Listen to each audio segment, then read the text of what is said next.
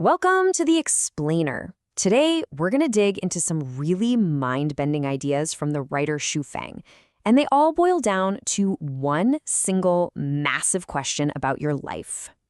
Okay, let's just jump right in with this. I want you to really think about it. Your day, your choices, your personality, how much of that is really truly up to you? According to the source material we're exploring today, the answer might just be shockingly small. In fact, get this. The author claims that if a person can control just 1/10 of their habits, their hobbies, their behaviors, they're considered pretty extraordinary. Yeah, you heard that right, just 10%. And it all starts with the basics, the stuff we don't even think about. The source lays out 18 things that are basically set in stone before you even get started. Things like what you look like, where and when you were born, who your parents are, even the era you happen to live in. These are the cards you're dealt, and there are no do-overs. But then it gets a lot weirder. Take a look at this. This is a real case of identical twins, separated at birth, who found each other again 39 years later. The parallels are just uncanny. Same education, same hobbies, their ex-wives and their sons had the same names. Even their second wives had the same name. It really makes you wonder, were they making their own choices, or were they just following the same invisible script? So this is the crucial point the author is making. If even our most personal preferences aren't really our own, then what on earth is going on? The source puts forward this pretty wild idea that our lives are actually being controlled by a mysterious consciousness. And this leads us to the absolute core concept of this entire framework, the idea that you aren't one single person, but two. There's the self you show the world, and then there's the one that's really pulling the strings. First, you've got what the author calls the false self. This is the you that goes to work, interacts with society, and worries about what other people think. It's basically a performance, right? A persona that you've designed to fit in. And then, behind the curtain, is the true self. This is that mysterious consciousness, the director behind the scenes. The author uses the term tathagata, and this is supposedly the real source of all those choices and habits you thought were yours. Now, what's really fascinating here is the contrast.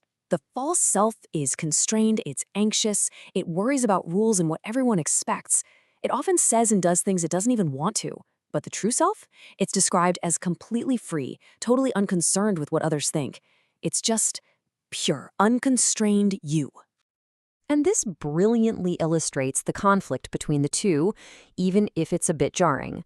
The author gives this example. A widow performs the act of grieving for society. That's her false self. But her true self is rejoicing in a newfound freedom. It's a really powerful and, kind of unsettling idea. So this idea of a performance, it builds to a much bigger picture. If our false self is an actor, then what's the stage? Well, according to the author, it's life itself. Think about your job, your role in your family. Are you a teacher, a parent, a leader?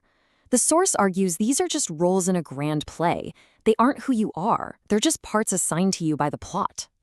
This even extends to your physical body. That face you see in the mirror, the author says that's not you. It's just a costume. I mean, think about it. Your appearance at 8 years old, 18, and 48 are completely different. They're all temporary illusions, not your permanent true self.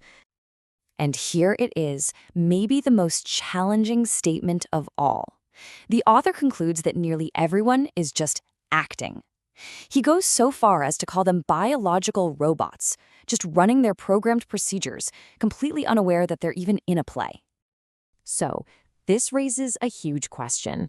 If life is just a scripted performance, why is it such a well-kept secret? Why aren't we all in on it? The author suggests there's a very, very good reason the script is hidden, because knowing the truth can be absolutely devastating. Once you know you're in a play, the whole thing can turn from a comedy into a tragedy, just like that. I mean, look at these examples. In his ignorance, Oedipus had a warm family. But when he learned the truth, that he'd married his own mother, it destroyed him. A migrant worker lovingly raises a child, but a paternity test reveals the truth and throws him into a whirlpool of pain. Even a pig, if it knew it was being raised for slaughter, couldn't live contentedly for a single day. And that is the crucial point. The stability of the entire system, the entire performance of human society, depends on mass ignorance. The play can only go on if the actors don't know they're acting. The author delivers the stark warning. If everyone suddenly woke up and realized their true nature, the world as we know it would just cease to exist. The entire social order would completely collapse. The secret is kept for the sake of survival. So, if we're all trapped in this play, is there a way out? Is it even possible to find this true self? The author does outline a path, but it's not a simple one. It's a journey toward freedom. To explain the path, he describes a ladder of freedom. At the very bottom, you have the plant world, with the least freedom. Animals have more ability to move and act. Then there's the mortal, human world, which has even more freedom, but, like we've seen, is still deeply constrained by the script. The ultimate goal is to reach the highest level of freedom, the celestial world. And the logic follows a simple principle. The more freedom a being has, the more it can express its true self. A pig, constrained to its pen, can't find its true self as a pig. And according to the author, a human, constrained by their role in the play, can't fully find their true self either. That's why the ultimate place to find it is the place with the most freedom, what the author calls heaven. So what is the final step on this journey? Well, it's to transcend the human role entirely. The author states that the only absolute way to break free from the script, to find and live as your true self, is to become what he terms a super celestial being. And so we end right back where we began, with a question for you to think about.